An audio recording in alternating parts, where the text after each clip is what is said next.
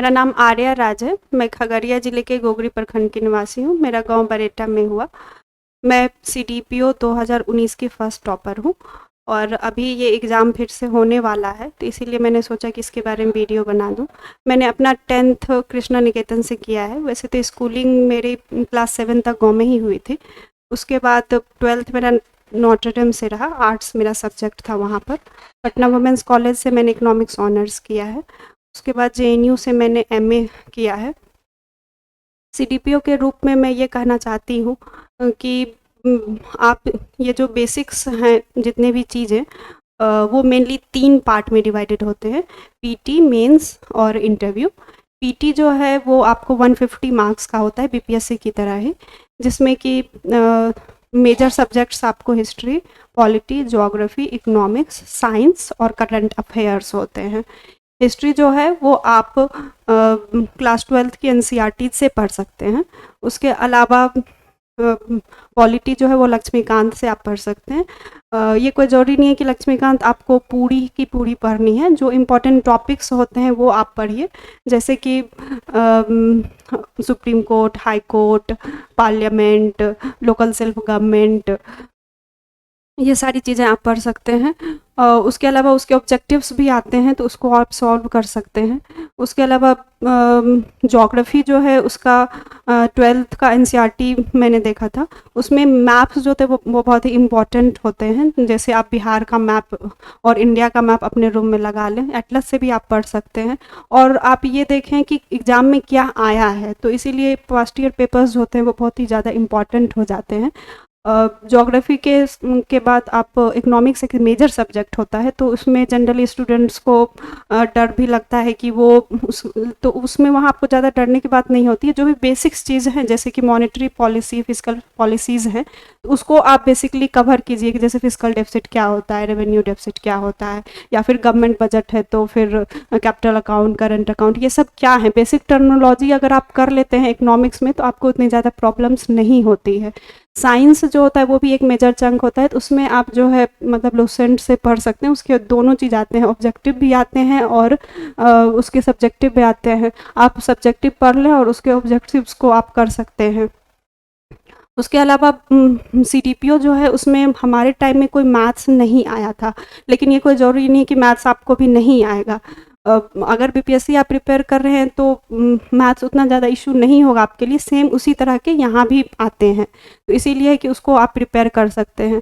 ये हुआ इन टोटो कि अगर आप पूरा मतलब कैसे कैसे क्या क्या पढ़ेंगे, लेकिन जो इम्पोर्टेंट चीज़ ये है कि आप पास्ट ईयर पेपर्स को ज़रूर देखें, कम से कम 10 साल का पेपर ज़रूर देखें, और आप टेस्ट पेपर्स ज़रूर बनाएं। कम से कम 50 टेस्ट पेपर्स आप ज़रूर बनाएं। आप टेस्ट पेपर्स बनाते हैं तो आपको पता चलता है कि क्या आपको गलत हो रहा है, क्या सही हो रहा है। आप टेस्ट पेपर खुद से भी बना सकते हैं, मार्केट से लेकर के घर में बनाइए, बहुत सारे कोचिंग इंस्टीट्यूट के अवेलेबल होते हैं।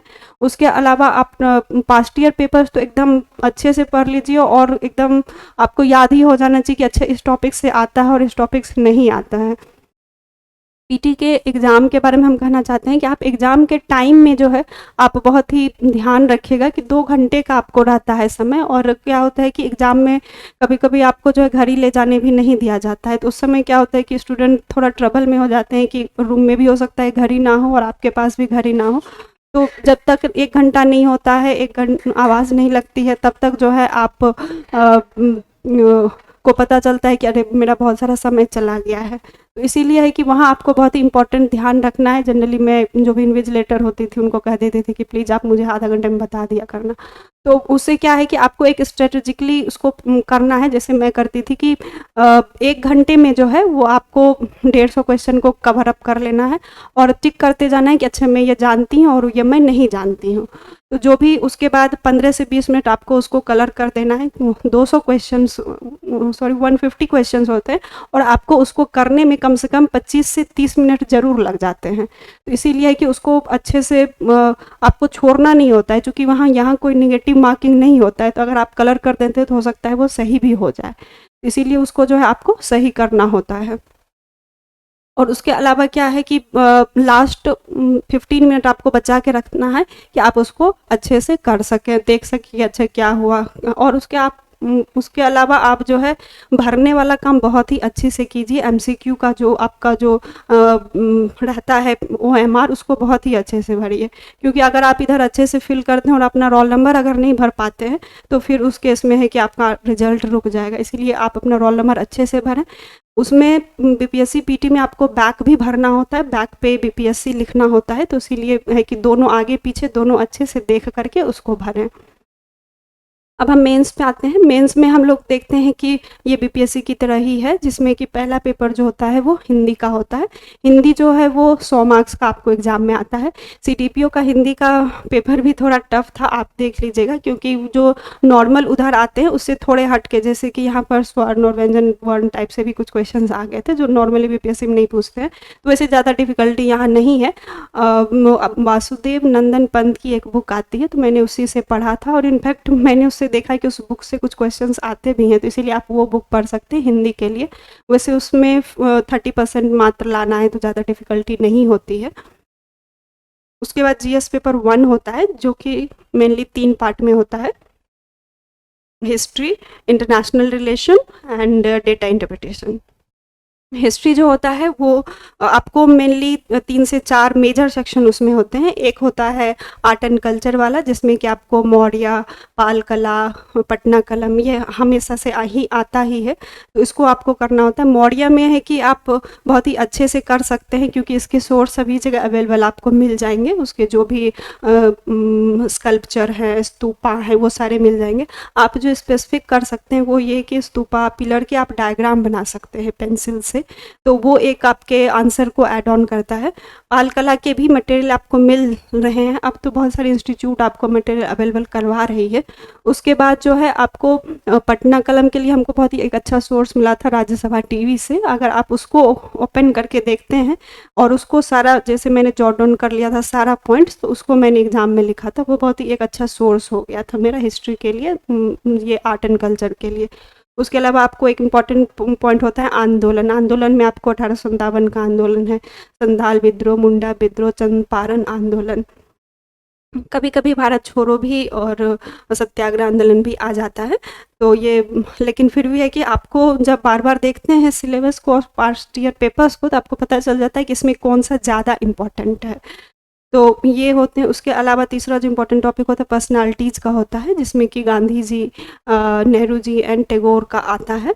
तो इसमें ऑब्वियसली इम्पोर्टेंट होते हैं सबसे गांधी जी, जिसमें गांधी जी का कंट्रीब्यूशन ऑब्वियसली इंडिया के साथ साथ बिहार में स्पेसिफिकली क्या है, ये आपको जो है जानना चाहिए और लिख के रखना चाहिए, कि कभी भी ये ज़रूरत आ सकता है। उसके अलावा गांधी जी के साथ साथ नेहरू जी एंड टैगोर हैं आपको, तो इन दोनों का उतना क्वेश्चन जनरली नहीं आ रहा है।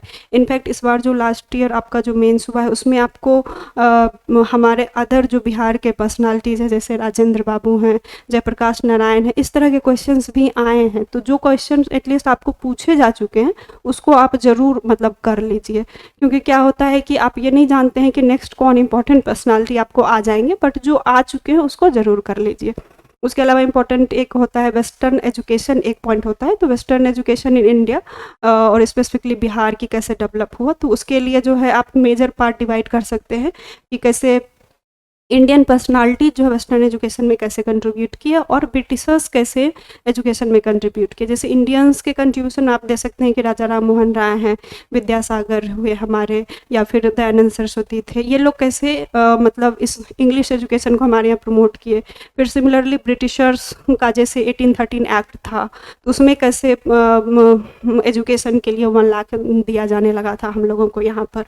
उसी तरह वो डिस्पैच एक्ट जो बनाया गया, तो इस तरह करके डिफरेंट सारे पॉलिसीज़ आए थे, जिससे कि आप ये फ्रेम कर सकते हैं। जनरली इसका आंसर लिखना बहुत मुश्किल मेरे लिए हुआ था, तो मैंने इसको स्ट्रेटेजिकली इसको इस तरह बिल्ड कर लिया था कि अच्छा ये सब पॉइंट लिखूंगी तो फिर आगे मुझे दिक्कत नहीं होगा। तो ये ओवरऑल एक कह सकते हैं हिस्ट्री वाला पोर्शन होता है। हिस्ट्री को जनरली मैं 1 घंटे में लिखा करती थी, और हिस्ट्री ही मैं जनरली सबसे पहले लिखती थी, क्योंकि मुझे लगता था कि हिस्ट्री जो है मेरा सबसे स्ट्रॉन्ग पॉइंट है, और जो भी क्वेश्चन आप लिखिए उसका मतलब सबसे फर्स्ट जो आंसर आप लिखिए वो बेस्ट आंसर आपका ये होना चाहिए। मुझे ऐसा लगता है, क्योंकि उससे जो है टीचर को भी लगता है कि अच्छा बच्चे जो है बहुत अच्छे से मतलब एक फर्स्ट इम्प्रेशन हो जाता है कि अच्छा इम्प्रेशन वाला। सेकंड वाला पोर्शन होता है वो इंटरनेशनल रिलेशन का होता है, जहाँ की आपको 3 क्वेश्चन करने होते हैं, जिसमें कि 6 दिया रहता है, जिसमें आपको 3 करने रहते हैं। तो वो भी मेजर जो होता है, एक क्वेश्चन जनरली आपको इंटरनेशनल बॉडी से आता है, जैसे कि OIC हुआ, उसके अलावा बिम्स्टेक है, उसके अलावा सार्क है, WTO, IMF भी कभी कभी आते हैं। तो ये सारी चीज़ें हुई। उसके अलावा इंडिया एंड नेबरिंग कंट्री से भी आप बना सकते हैं। इंडिया एंड नेबरिंग कंट्री जैसे इंडिया का पाकिस्तान से, चाइना से, भूटान से, बांग्लादेश से, ये सभी से क्या रिलेशन है, इंडिया का US से क्या रिलेशन है, इराक है, खाड़ी देश की इम्पोर्टेंट, साउथ अफ्रीका, ऑस्ट्रेलिया, इस सबसे इम्पॉर्टेंट जैसे financial relation, cultural relation, social relation, like economic, trade, ये सारे रिलेशन कैसे इंडिया का इन कंट्रीज़ के साथ है, इसका एक रफ नोट आप तैयार करके रख सकते हैं और कभी भी ये जो है यूज़फुल हो सकता है। उसके अलावा जो एक इम्पॉर्टेंट चीज़ ये आता है कि करंट इवेंट जो उस समय हो रहे होते हैं, जिस समय आपका मेंस है उस समय लास्ट 6 महीने जो है आपका जो भी करंट इवेंट हुआ है उससे रिलेटेड टॉपिक, जैसे मेरे समय रोहिंग्याज के इशू थे तो उससे आ गया था, फिर उसी तरह 2+2 डायलॉग हुआ था तो उससे आ गया था, NRC चल रहा था तो उससे, जैसे अभी आपको कोविड से रिलेटेड चीज़ें जो है उसका हमेशा से आने का चांस है। और कोविड एक बहुत ही बड़ा सा मतलब पर्सपेक्ट हो गया जिसका कि आप हर चीज़ पे एक अच्छा सा नोट्स बना लीजिए कि उसका इंडिया पे ओवरऑल क्या रिलेशन है, पॉवर्टी, अनएम्प्लॉयमेंट पे क्या इफ़ेक्ट हो रहा है, both in terms of India और बिहार, और उसके साथ साथ इंटरनेशनल, या कोविड के कारण हमारा इंडिया और US का रिलेशन किस तरह से हो रहा है और कैसे चेंज हो सकते हैं। तो ये सारी चीज़ें, सिमिलरली फॉर इंडिया चाइना कैसे हो रहा है, तो ये सारी चीज़ें जो आपको IR में कवर अप हो जाते हैं। अगर आपको इंटरनेशनल बॉडी वाले क्वेश्चन होते हैं तो आप वहाँ मैप वैप भी बना सकते हैं, अगर आपको उस समय मैप याद है तो। उसमें भी अराउंड मैं मतलब 1 घंटे देती थी IR में भी। उसके बाद तीसरा जो वेरी इंपॉर्टेंट पार्ट होता है वो है डेटा इंटरप्रिटेशन। डेटा इंटरप्रिटेशन जो है वो जनरली जो इंजीनियरिंग बैकग्राउंड के हैं तो उन्हें ज़्यादा दिक्कत नहीं होता है, लेकिन जो हम तरह के आर्ट्स वाले होते हैं तो उन्हें थोड़ी परेशानी होती है। तो उसके लिए आपको क्या करना है कि जो भी पास्ट ईयर पेपर्स हैं उसको सबसे पहले बना लीजिए, क्योंकि CTPO में मुझे थैंकफुली मतलब एक क्वेश्चन जो था वो ऑलमोस्ट सिमिलर आ गया था, मतलब जो पास्ट ईयर पेपर्स से हैं, तो इस कारण से मुझे उसका बहुत ही बड़ा फ़ायदा हुआ था, जिस कारण से मुझे ज़्यादा मार्क्स भी आ गया था। तो कहने का मतलब ये है कि CTPO वाला जो ये डेटा इंटरप्रिटेशन पार्ट है वो भी ऑलमोस्ट BPSC के तरह ही है। तो इसीलिए उसके लिए या तो आप पास्ट ईयर पेपर्स के साथ साथ जो भी कोचिंग इंस्टीट्यूट हैं उससे आप मटेरियल उठा लीजिए और उसको जो है बनाइए, बार बार प्रैक्टिस कीजिए। और वो जनरली मैं 2 क्वेश्चन करना रहता था तो 1 घंटे में मैं करती थी, तो वो कोई ज़रूरी नहीं कि आधा घंटा ही हो, मतलब कुछ है कि अराउंड 45 मिनट्स भी मेरा जैसे एक में लग गया था, तो एक में जैसे कि बताया कि ऑलमोस्ट सिमिलर क्वेश्चन था तो 15 मिनट में मैं कर ली थी। तो ये कोई ज़रूरी नहीं कि आप उसका सारा स्टेप लिखिए, सारा पॉइंट लिखिए, वैसे मैं CTPO में ये कर पाई थी तो इसीलिए मुझे ज़्यादा मार्क्स मिला, लेकिन है कि उसका एक एक स्टेप जो है उस पर भी मुझे लगता है कि मार्किंग होती है। तो इस तरह ओवरऑल जो है डेटा इंटरप्रिटेशन या होता है ये पोर्शन, आप जो है पूरा 36 पेज आपको मिलता है, उसको आप पहले से ही डिवाइड करके रखिए कि हाँ मैं ये क्वेश्चन जो है 3 से 4 लिखूंगी और जो मुझे ज़्यादा अच्छे से आता है तो उसको मैं 5 से 6 लिखूंगी। तो इस तरह से जो है पेपर 1 आपका कंप्लीट होता है। पेपर 2 में भी फिर उसी तरह 3 पार्ट होते हैं। पहला पार्ट जो होता है वो पॉलिटी का होता है। पॉलिटी में जो है मेजर 2 पार्ट है, एक है बेसिक्स और एक है थोड़े करंट से रिलेटेड। बेसिक्स जो है उसमें आपको कॉन्स्टिट्यूशन के प्रियम्बल से क्वेश्चंस, उसके अलावा fundamental rights, directive principle of state policy, इससे क्वेश्चंस आते हैं। इनफैक्ट अगर आप ये याद रखते हैं तो ये आप किसी भी टॉपिक में इसका यूज कर सकते हैं, चाहे वो ज्योग्राफी भी हो या फिर इकोनॉमिक्स भी हो, कहीं भी आप कॉन्स्टिट्यूशन का कोई भी पार्ट जो है आप यूज कर सकते हैं। इसीलिए बेसिक्स जो भी है आर्टिकल्स उसको तो याद हमें रखना ही चाहिए। Specifically fundamental right and directive principles of state policy ये याद होना चाहिए। उसके अलावा गवर्नर एक इम्पॉर्टेंट सोर्स होता है, सेंटर स्टेट रिलेशन जो है वो एक इम्पॉर्टेंट टॉपिक होता है। उसके अलावा आपको election commission of India, elections के जो भी प्रॉब्लम्स हैं, इलेक्शन के प्रॉब्लम का सॉल्यूशन क्या होगा, बिहार कैसे एक इम्पॉर्टेंट प्लेस है जहाँ पर कि इलेक्शन से जो है कैसे इंडिया का पॉलिसी चेंज होता है, and ये सारी चीज़ें जो है एक रफली हमें पता होना चाहिए। आप डेटा स्टेटिस्टिक्स सभी हमेशा याद रखिए और कॉन्स्टिट्यूशन आर्टिकल याद रखिए ताकि पॉलिटी वाला क्वेश्चन आपका जो है हमेशा अच्छा है। उसके अलावा जुडिशरी का एक इम्पॉर्टेंट सा क्वेश्चन आता है, जुडिशियल रिव्यू, जुडिशियल इंथुजियास्टिक करके इस तरह से एक क्वेश्चंस आते हैं, तो उस तरह के क्वेश्चंस भी आप ज़रूर देख लीजिए। पॉलिटी में करंट अफेयर्स से भी एक ना एक क्वेश्चंस रहते ही हैं, तो उसको भी आप देख लीजिए जो कि पास्ट ईयर पेपर से आपको मिल जाएगा। उसके बाद ज्योग्राफी इकोनॉमी दोनों कंबाइंड करके सेक्शन 2 होता है। तो ज्योग्राफी इकोनॉमी में जो आपको ज्योग्राफी का बेसिक्स, आप ज्योग्राफी कम पूछ रहे हैं इन द सेंस कि इंडियन ज्योग्राफी आपको कि इंडियन फिजियोलॉजी बताएं, ऐसा कुछ करके नहीं आता है कोई क्वेश्चन, लेकिन आपको बिहार से, इनफैक्ट बिहार और बिहार का एग्रीकल्चर, ये सारा एक इम्पॉर्टेंट क्वेश्चन होता है ज्योग्राफी में, तो वो जो है आप ज़रूर करके जाइए कि बिहार का क्लाइमेट, बिहार का ज्योग्राफी, बिहार का सॉइल, ये सारा चीज़ हमेशा ये लोग किसी ना किसी रूप में दे ही देते हैं। उसके बाद इकोनॉमी में आपको पॉवर्टी, अनएम्प्लॉयमेंट, इससे रिलेटेड क्वेश्चंस आते हैं, और मॉनिटरी एंड फिस्कल पॉलिसी को भी ये लोग कभी कभी हाईलाइट कर देते हैं।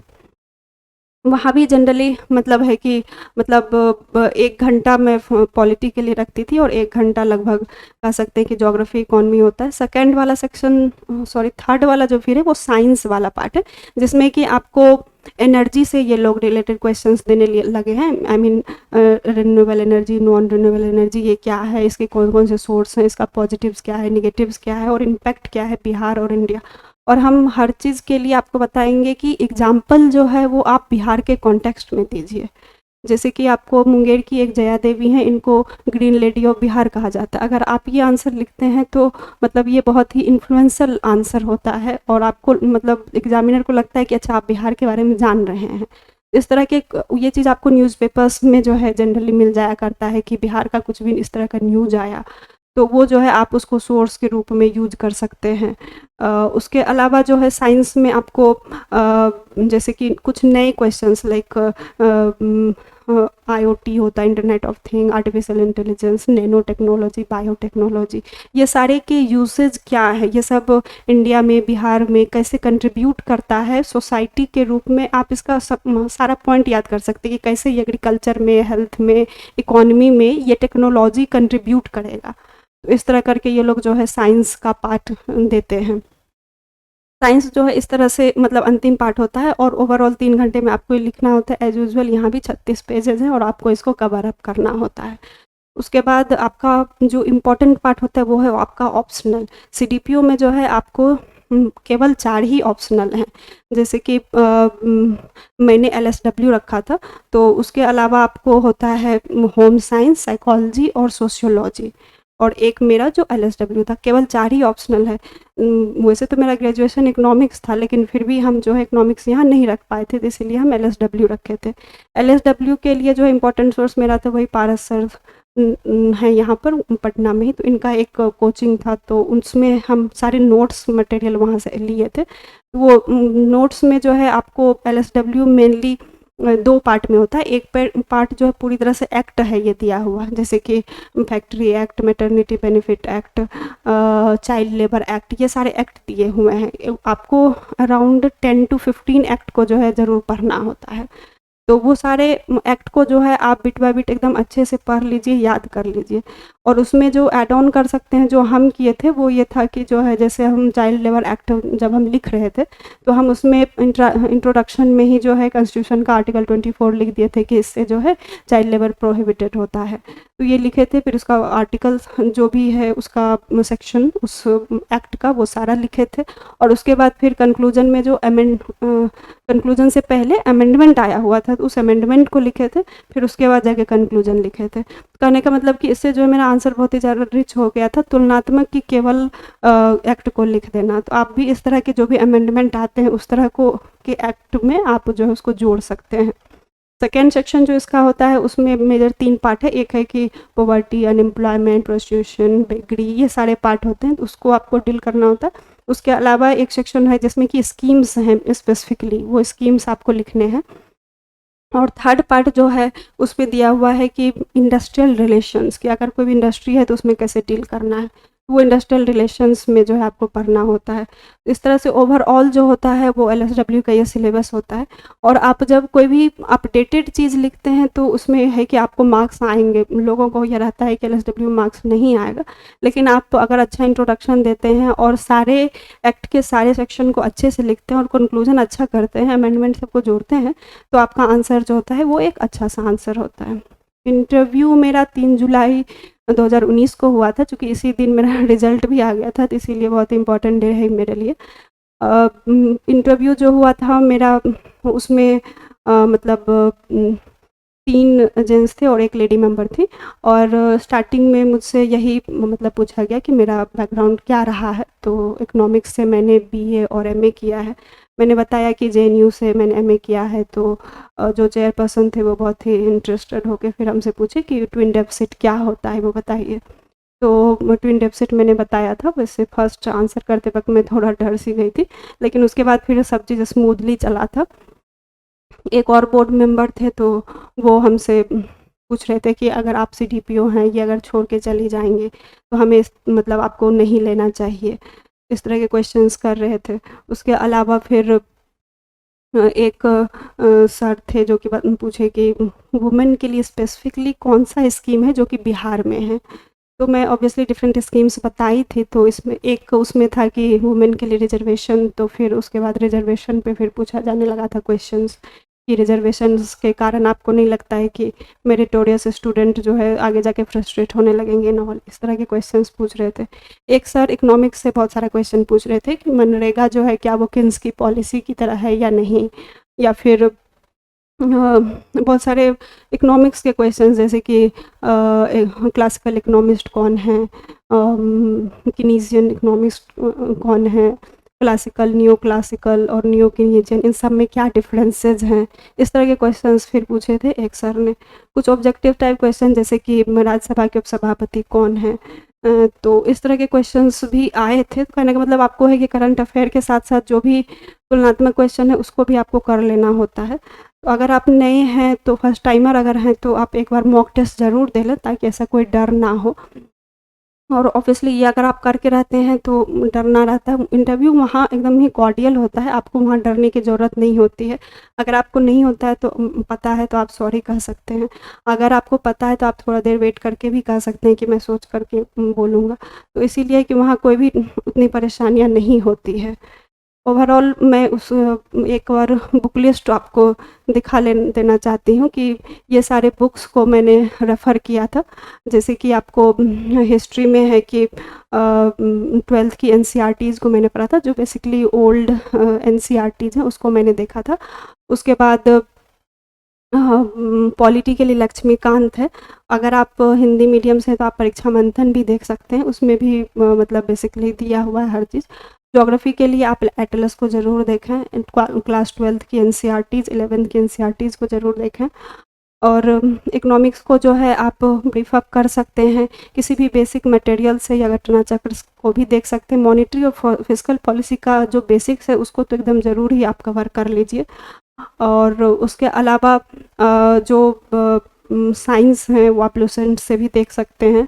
मैथ्स तो आज तक नहीं रहा उसमें, लेकिन हो सकता है कि वो दें, क्योंकि सीडीपीओ का एग्ज़ाम जो है अभी मेरा जब हुआ था उसके पहले 2009 में हुआ था। कहने का मतलब कि क्या फिक्स है कि मैथ आएगा कि नहीं आएगा, इसको नहीं कहा जा सकता है, लेकिन मेरे समय में नहीं था। तो अगर वो रहता है मैथ्स तो आप उसको भी देख सकते हैं। बेसिक्स किसी भी बुक से आप हेल्प लेकर के बना सकते हैं। उसके अलावा एलएसडब्ल्यू के मतलब पार्श्वनाथ सर के नोट्स मेरे लिए एनफ थे, उससे ज़्यादा मैं नहीं देखी थी। उसके अलावा मैं ये कहना चाहती हूँ कि अगर मान लीजिए आप यूपीएससी सीडीपीओ अगर क्वालिफाई कर लेते हैं, तो सीडीपीओ के रूप में आपका जॉब क्या होगा, वर्क क्या होगा। सीडीपीओ जो है बेसिकली ये ब्लॉक लेवल ऑफिसर है, जो कि लेवल 9 पे है, ऑब्वियसली गजेटेड ऑफिसर है। और बेसिक वर्क जो होता है वो हमारा 2 एरिया में होता है, हेल्थ होता है और इम्यूनाइजेशन होता है। हेल्थ में जो है हम लोग हेल्थ एंड एजुकेशन होता है। हेल्थ में हम लोग बेसिकली वही जो प्रेग्नेंट लैक्टेटिंग है उनका टीकाकरण करवाना, ताकि मतलब ऑब्वियसली बेबी जो है वो तंदुरुस्त हो। और एजुकेशन में हम लोग अर्ली चाइल्डहुड केयर की बात करते हैं, जहाँ कि हम लोग फिजिकल डेवलपमेंट, इमोशनल डेवलपमेंट, ये सारी डेवलपमेंट की बात करते हैं। तो ये एज ए CTPO आपका जॉब होगा। अगर आप वर्क करते हैं तो ऑब्वियसली ये पब्लिक रिलेटेड वर्क है, करने के बाद आपको फील्ड विजिट भी करना होता है। अंत में हम स्टूडेंट को यही कहना चाहते हैं कि मतलब अभी कोविड का टाइम है, तो आप लोग घर में जितना हो सके मैक्सिमम अपना समय पढ़ाई को दें, अधिक से अधिक मेहनत करें, क्योंकि कोविड के कारण हो सकता है एग्ज़ाम में लेट हो सकता है, लेकिन मेहनत आपको ही करना है। जो भी स्टडी मटेरियल है सारी चीज़ अभी अवेलेबल हैं सभी रूप में, ऑफलाइन ऑनलाइन दोनों ही।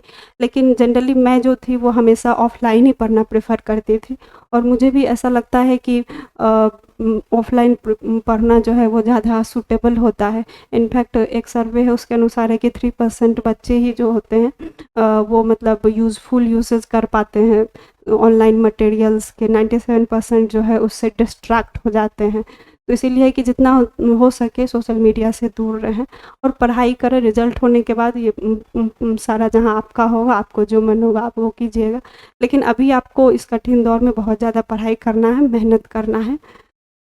Thank you so much.